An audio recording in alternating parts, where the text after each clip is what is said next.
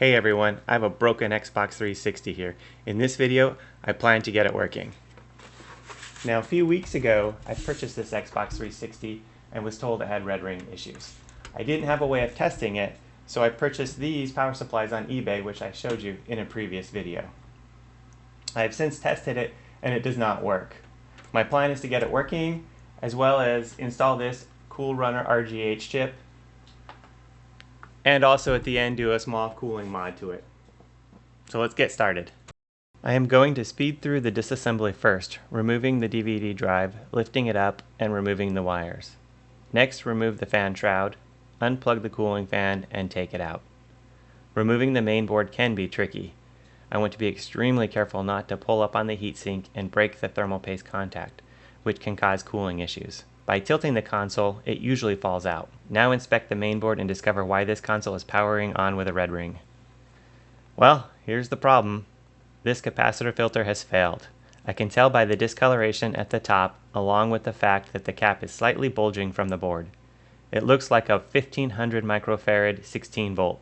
Notice the capacitor is green, which indicates low ESR. I will replace with the same kind. Fortunately, these capacitors are easy to obtain on Amazon, and I will provide a link in the description to the capacitors I ordered. Replacing this capacitor is an easy fix. To get started, we'll go ahead and flip that over, keep track of which one it is.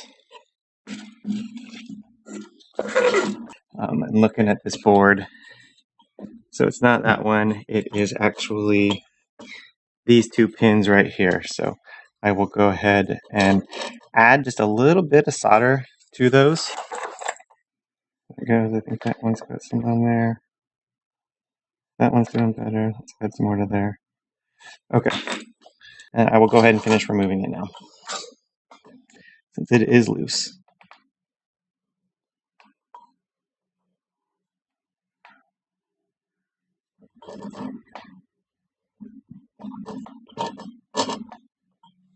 Okay, it's almost out. I don't really want to tug it out because I don't want to destroy. There it goes.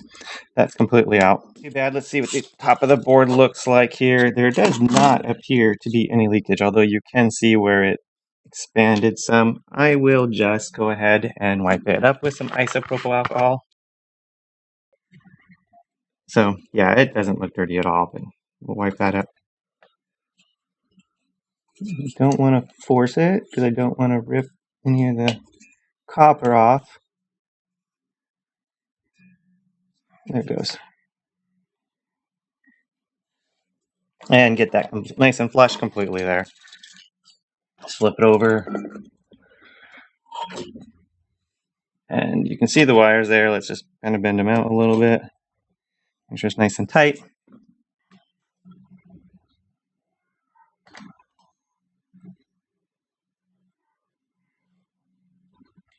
That side's done. That side's done. I think we're good.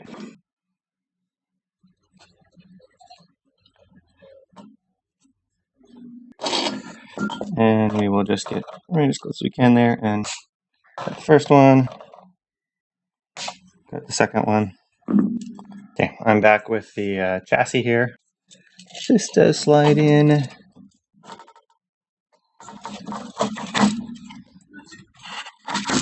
Okay, that's in.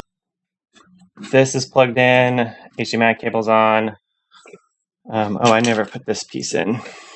The front piece that actually is our indicator of whether this is going to red ring or not. Okay, that's on. And let's hit power and see what happens.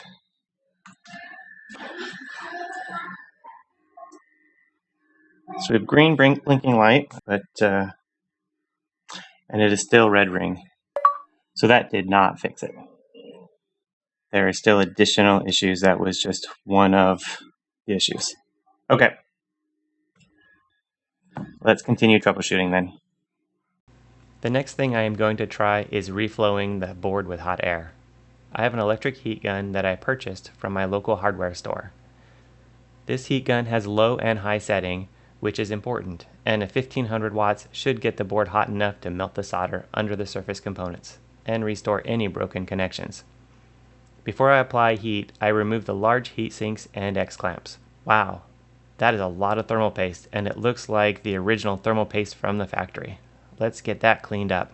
Now apply heat, really focusing on the area around the CPU and GPU chips. I don't want to apply the heat directly to the top and really only want to focus around the edges. I also don't want to heat the board up too quickly, so I'll start on low heat for 2 minutes and then apply high heat for an additional 4 minutes, moving in circles around all the chips. I've let the board sit for about 30 minutes to cool on its own, and I add fresh thermal paste. The paste I am using is Arctic Silver, and I will provide a link to the one that I purchased. Keep in mind that you only need a very little amount. I like to use an amount smaller than a grain of rice. It's reassembled and ready to give it another test. And it looks like it's working. Wow, reflowing the main board fixed the issue. Be sure to like and subscribe to this video.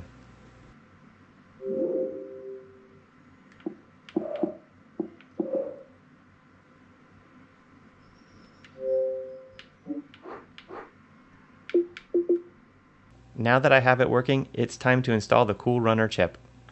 So the first thing I need to do, and this is set up, yep, that matches, is put the blue and the green wire on this. So I will apply just a little bit of solder initially, and then we can attach the wires.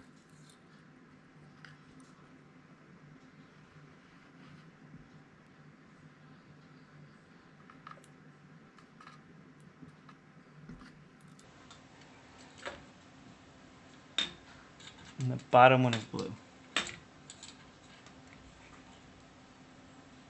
Okay. And we're good.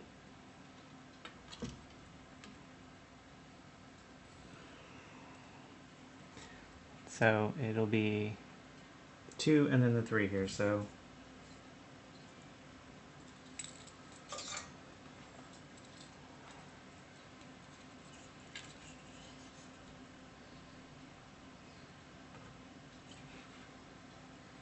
that one, I think we're good. Yeah, we're perfect. Okay, so let's just grab the yellow and kind of point it up a little bit so it's out of the way. Then orange.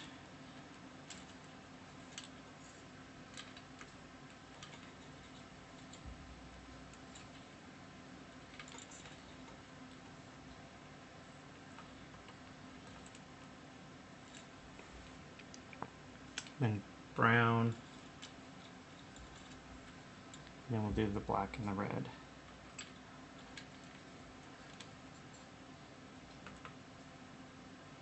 Brown, the red,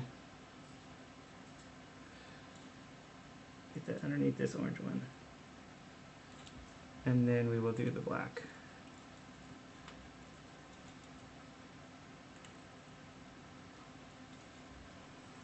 Okay, so those are on there.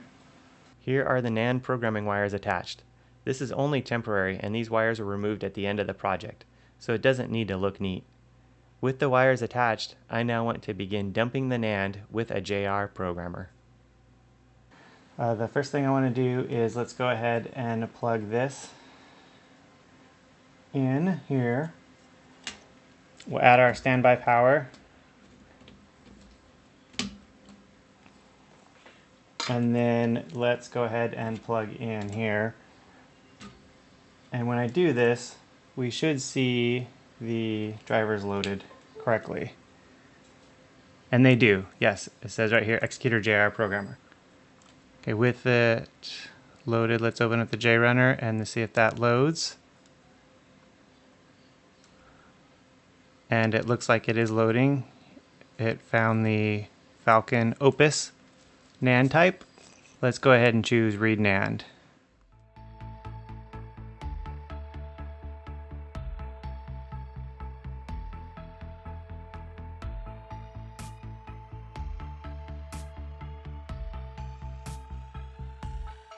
Okay, that is finished, and you will see success when you see NANDs are the same.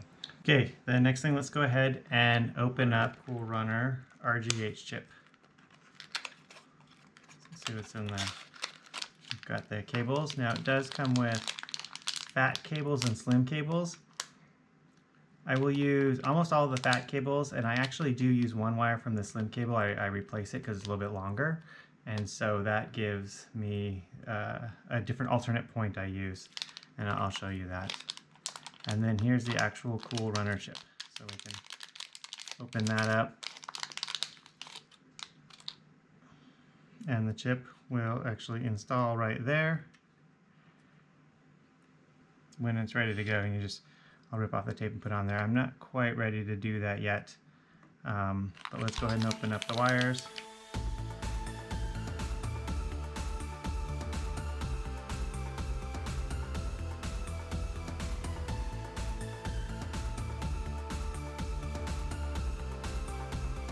Bring up some pictures here. I'll put some links. I like the pictures on the Weekend Modder website. Those are some of the best pictures that I like to use. So the first one, let's flip over.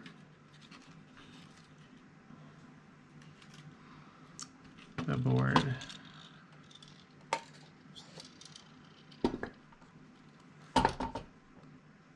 So the first wire that I will start with is the PLL point, and the wire for that one will be the green wire here. And I like to feed that through this little hole here.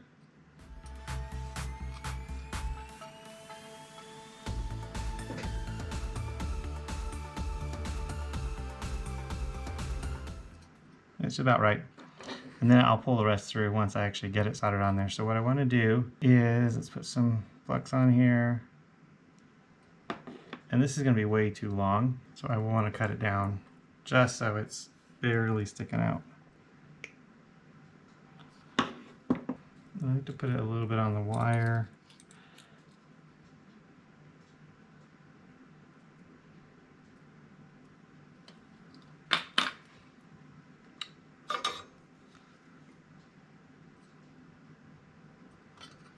And let's just solder that on.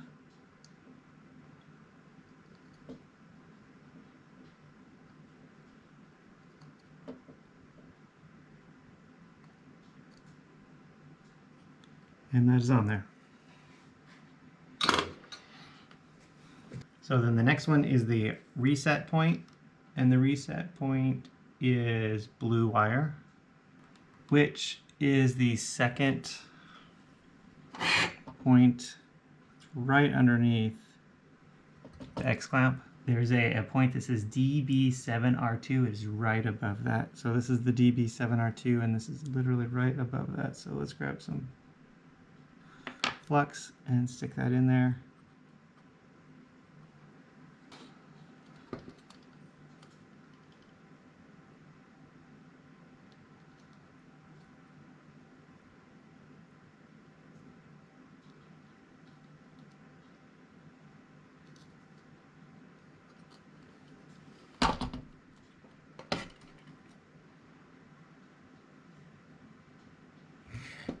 Okay, I think that's good. Those are the hardest points right there in my mind. Everything else is easy once I get these two done. Put some heat sink or some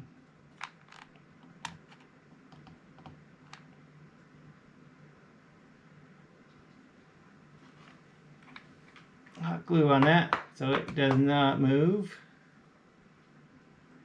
Let the hot glue dry for a minute.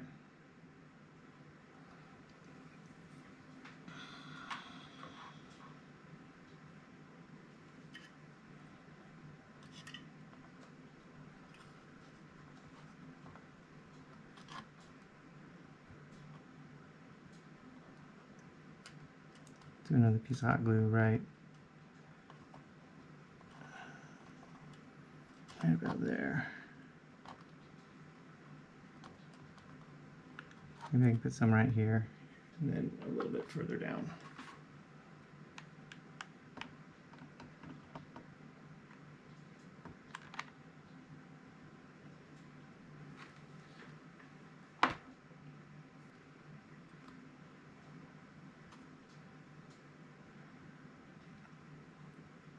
Now this one I really can't hot glue because the CPU can tend to get hot and that would just melt the glue again. But this one, this wire is far enough away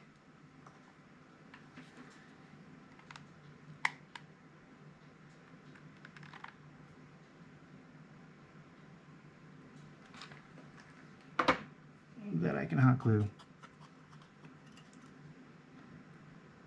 The next wire is the post point, which is yellow. I'll see if I can feed this one through here, similar like I did to that other hole.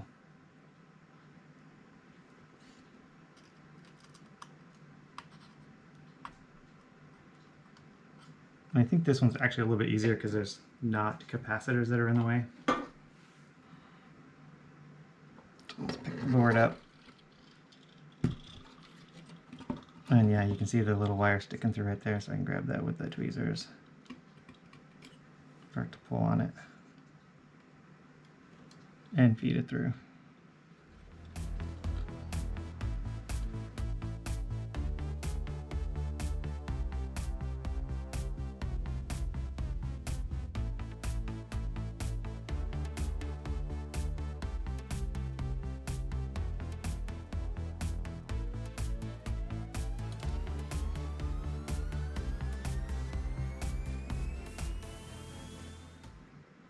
And that one is on there. That one went on nice. Okay, we're good. Flip it over.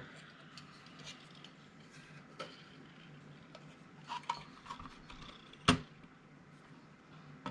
then my last wire is the clock point. And so this one is also going to go on the back side, but I'm going to run it through one of these holes here. Let's go here.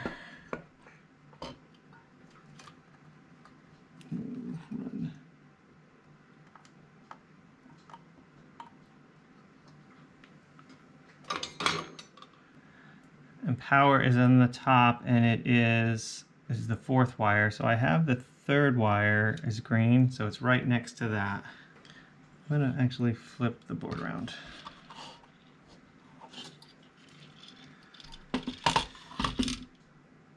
So that I can solder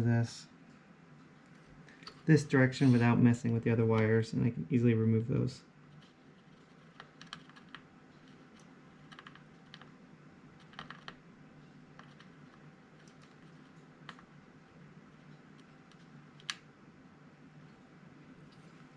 So this is going to go here. Ground is the second one there, so I'm just going to put ground here and then connect it. This takes a little bit. That's why I haven't attached the board yet. It takes some heating to get this on there.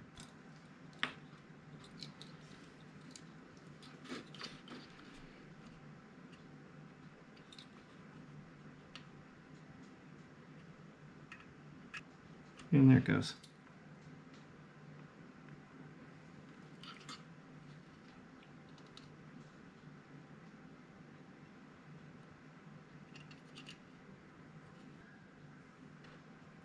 Some flux.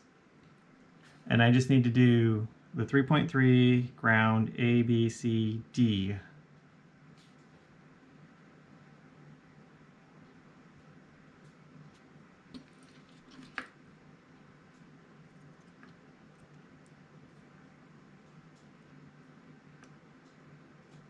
There's 3.3, ground, A,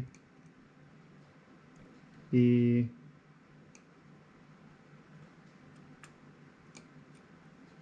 C, and D. Solder my ground on.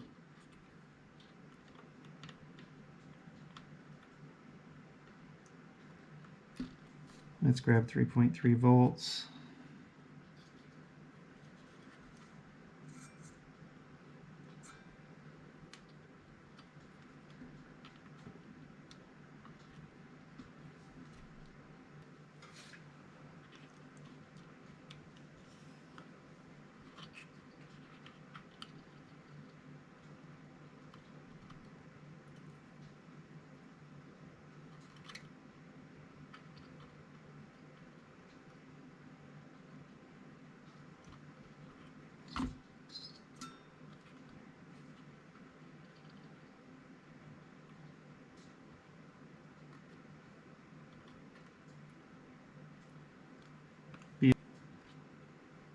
and get C.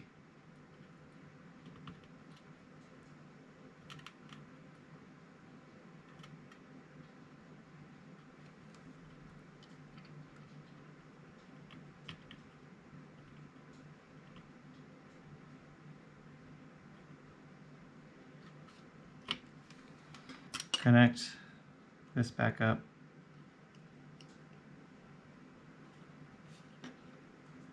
And hook everything up, and I'll switch over to the computer here and show you what's going on there. So now what I'll do is select glitch 2 here and then click create ECC. Falcon is chosen and click OK, and that will create the ECC and now write the ECC. The next thing is to go ahead and program the RGH chip, the Coolrunner.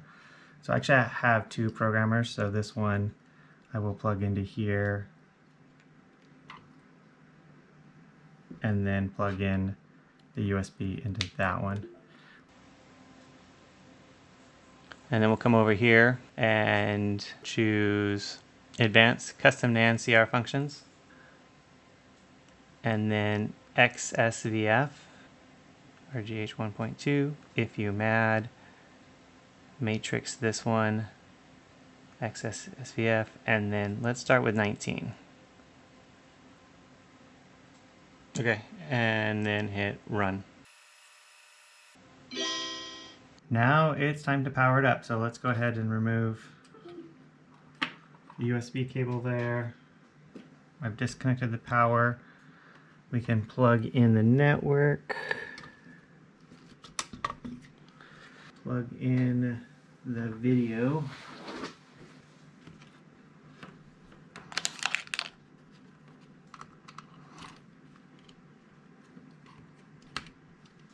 and then the power. Before we do that, let's plug this in.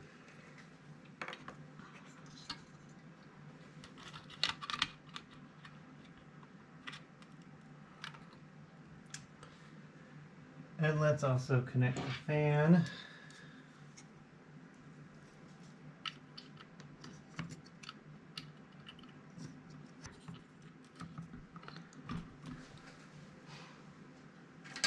The fan shroud.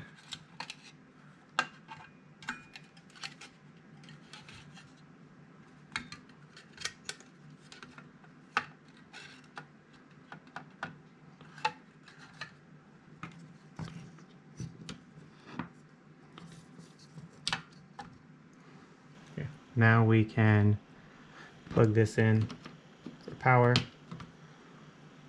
and turn it on. And we have Zell loaded, so we will enter in the IP address. And then we can hit get CPU key. And it has gotten the CPU key. Create XE build.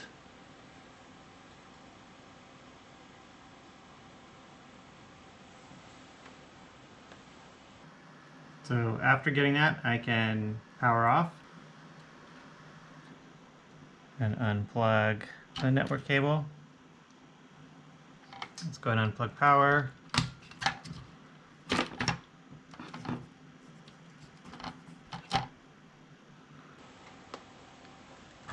We will change back to glitch 2 here, and then let's plug into the NAND. This is the one that's plugged into the NAND on the board.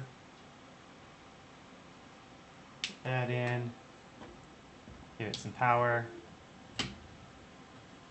and then we will select right NAND.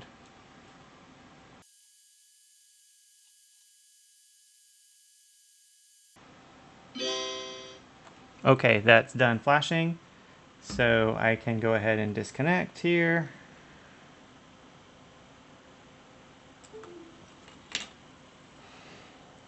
Unplug the power one more time. And then plug the power in.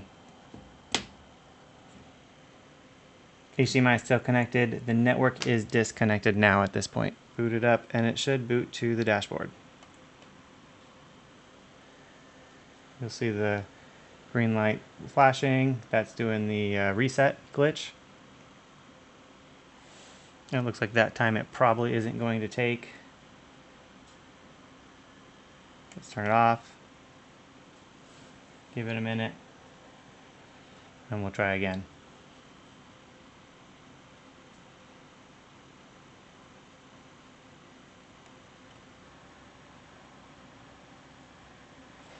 It's interesting if you look here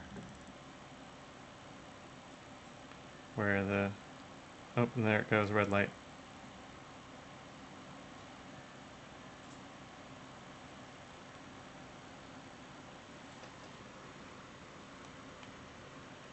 After some troubleshooting, I finally figured out what the issue is. In fact, I went back and rechecked all my solder points, redid some of the solder points, and still that didn't help. I tried several different timing files, ended up going with the 22 timing file for my Xbox.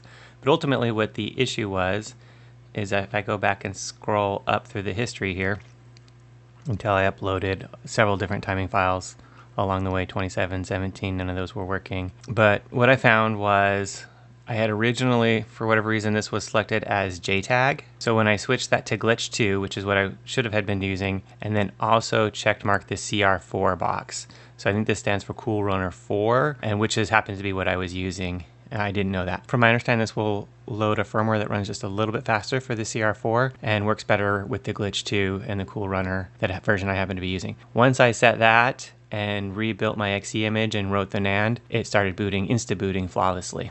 Now that it boots up, I can go ahead and start removing the connectors, the JRunner connectors here. So let's pull that one off. This one I will desolder. A quick tap on each one.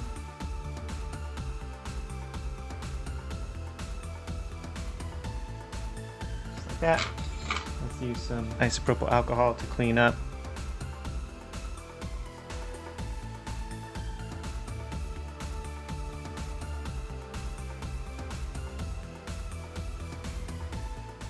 The next thing is to go ahead and put this console back in the case very carefully without hurting any of these wires, since we know they work.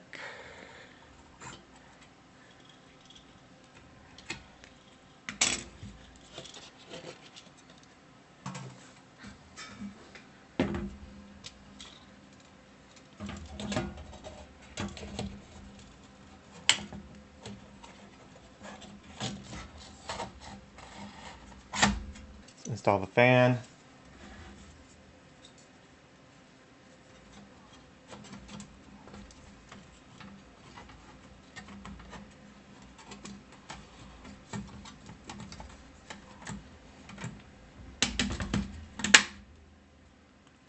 Let's go ahead and install that now.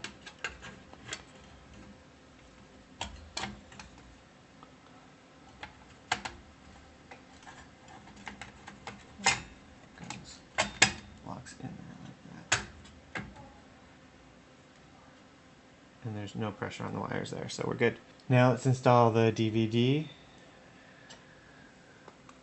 There's the DVD, we can plug this in. Don't know if it makes too much difference. Let's go with this, let's put this one in.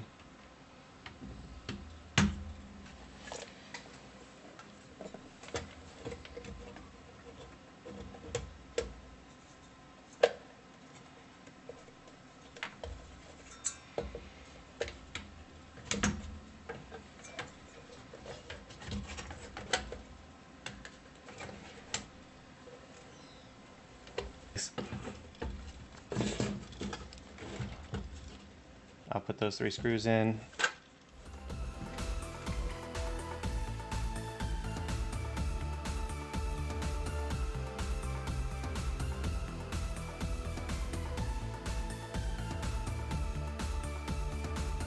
Okay. And it's back together. So there is the Coolrunner chip back there. The DVD is installed. Everything's ready to go. And that is the RGH 1.2 on Xbox 360 Falcon. These consoles have a tendency to overheat, so I want to add some additional airflow with an easy cooling modification. First, I draw a grid on the bottom corner which I will use as my guide to drill holes into the plastic cover. Be sure to remove the inner cover before drilling. I drilled a square with 7 holes down and 9 holes across. Doesn't look too bad, and it will clean up nicely. Here is the result after drilling the holes based on the grid that I drew. And then I put the metal plate back on, and it lines up exactly with the metal plate here. So, and then if you take a look how that will line up with this cooling and then push the air back out through the system. So let's go ahead and put this on.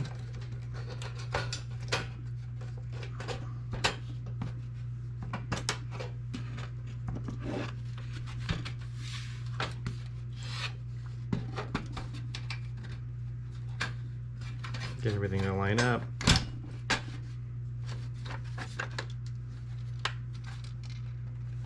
Add our screws. Got 1,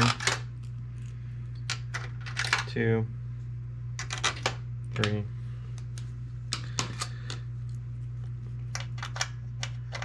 4,